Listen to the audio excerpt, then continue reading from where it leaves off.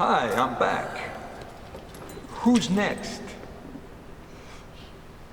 My God, it's the stampling at the... Douglas Taylor, how are you, sir? We have a virgin amongst us. Oh, did you hear that? You hear the murmur? This is a rare cry. This is a rare cry in the wilderness. This is a very serious woman of science. Barbara Hull, would you grace us, please?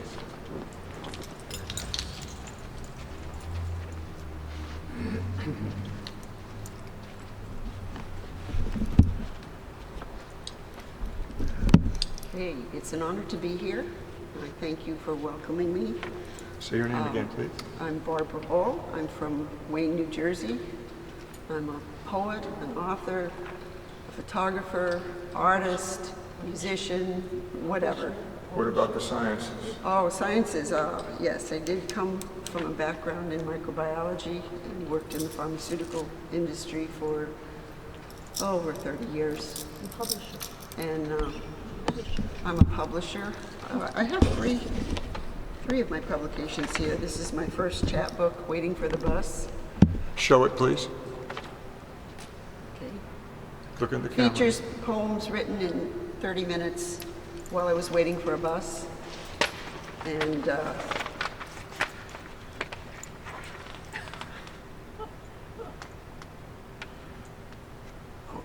so you all can see that. I can even read it. That's good. oh, that's great. Okay. My second poetry chapbook is Route 1 Junkie, also featuring a lot of my poetry, photography with poetry. And this is one of several anthologies that's come out of my poetry group with June Gould.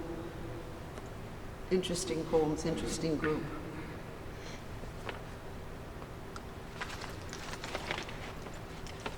I'm going to start with a light poem. This is probably pretty close to a world premiere for this poem.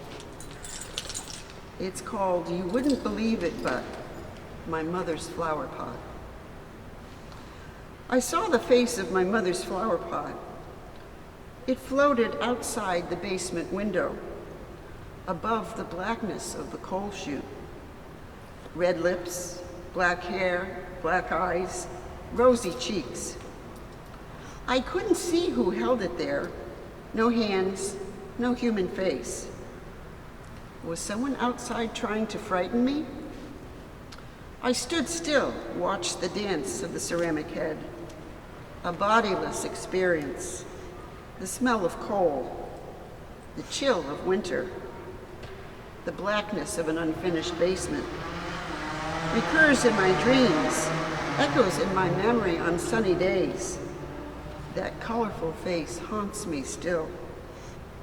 No one else saw it. No one else remembers it there.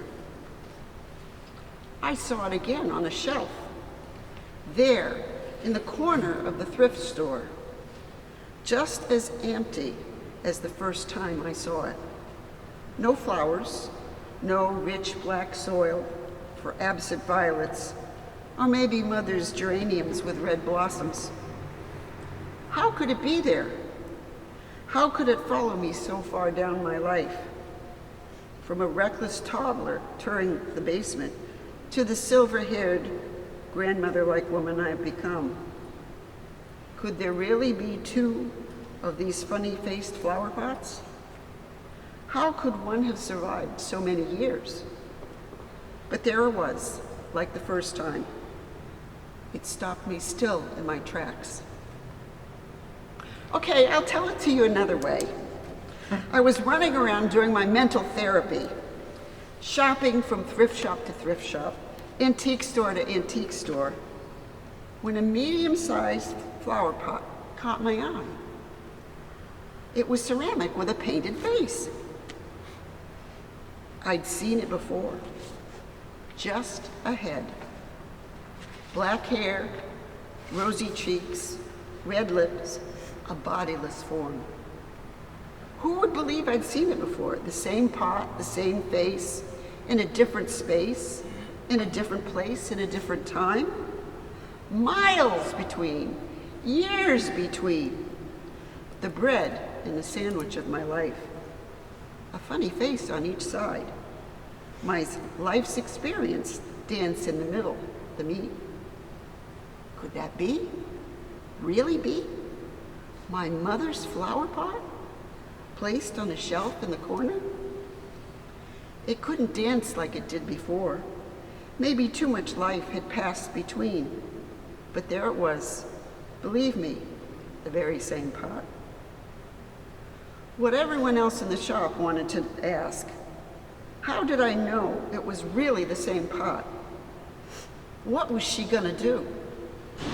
How long was that old lady gonna stand there and stare at that silly flower pot?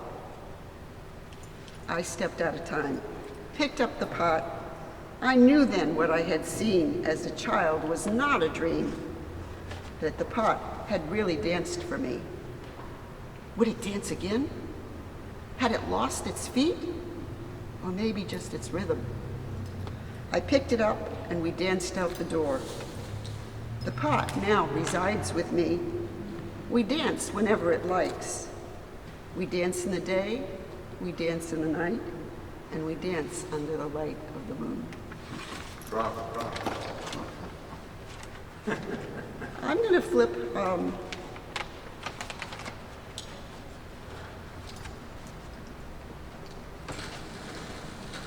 one of the poems. I write a lot of different things.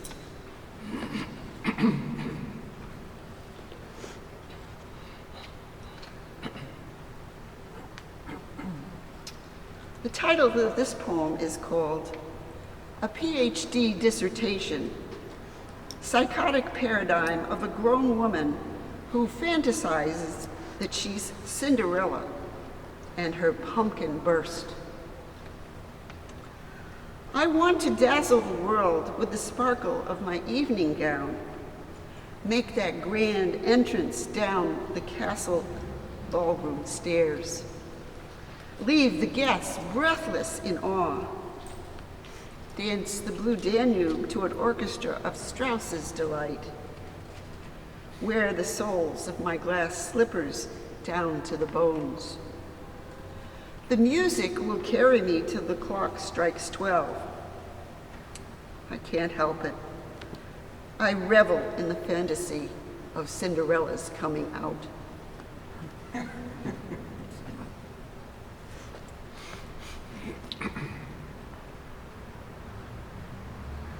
This one takes me back, for some of you might remember.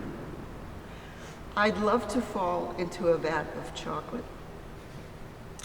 I usually don't eat desserts or consume a lot of sugar. But how can a serious senior survive without chocolate? Like Dove bars. Of course, I can't remember the first time I had chocolate. Belgian hazelnut-filled shells. I can't remember the last time I had chocolate. Fudge bars, Hershey bars with almonds, brownies, especially baked fresh, warm, super fudge, a cup of hot chocolate, chocolate eclairs, Godiva chocolates, German chocolate cake, M&Ms, Lindt chocolate bars, chocolate-covered blueberries, chocolate-covered cashews, chocolate-covered anything.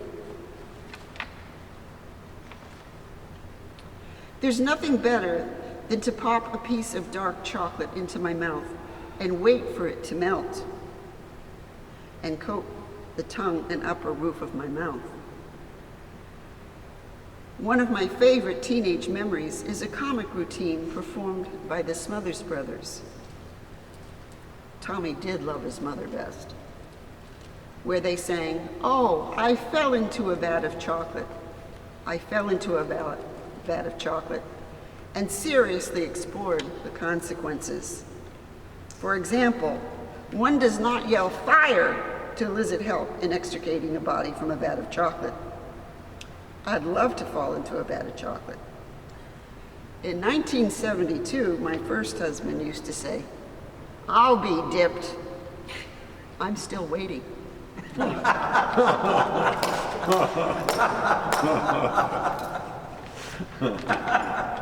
good.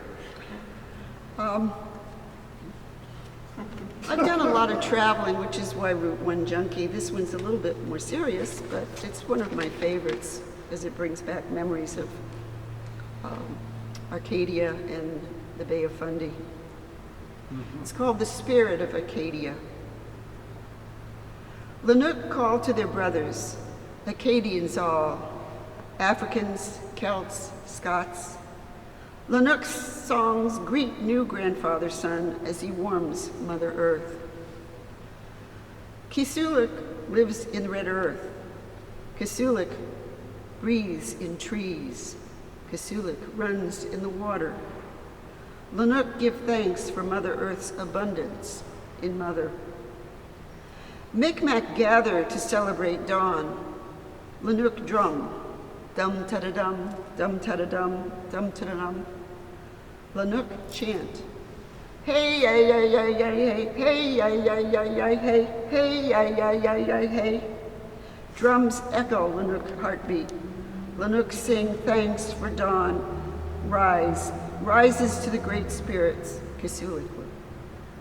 Scents of cedar, sage, sweetgrass, tobacco rise from smudge pots. All bow in prayer. Kisilikwa donates moose meat for feasts. Micmac carve moose bones into drumsticks and tools. Micmac stretch moose meat skin for drum heads. Micmac sew clothes with moose sinew. Micmac, Celts, Africans, all Arcadians circle to feast. Elder brings eagle feather to allow each to speak in turn. Smoke rises from the peace pipe as it circles the ring.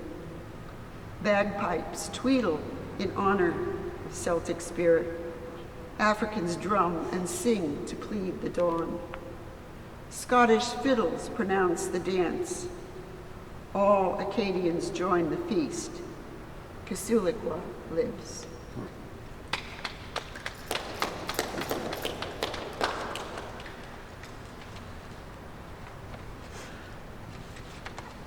This poem is kind of a tribute to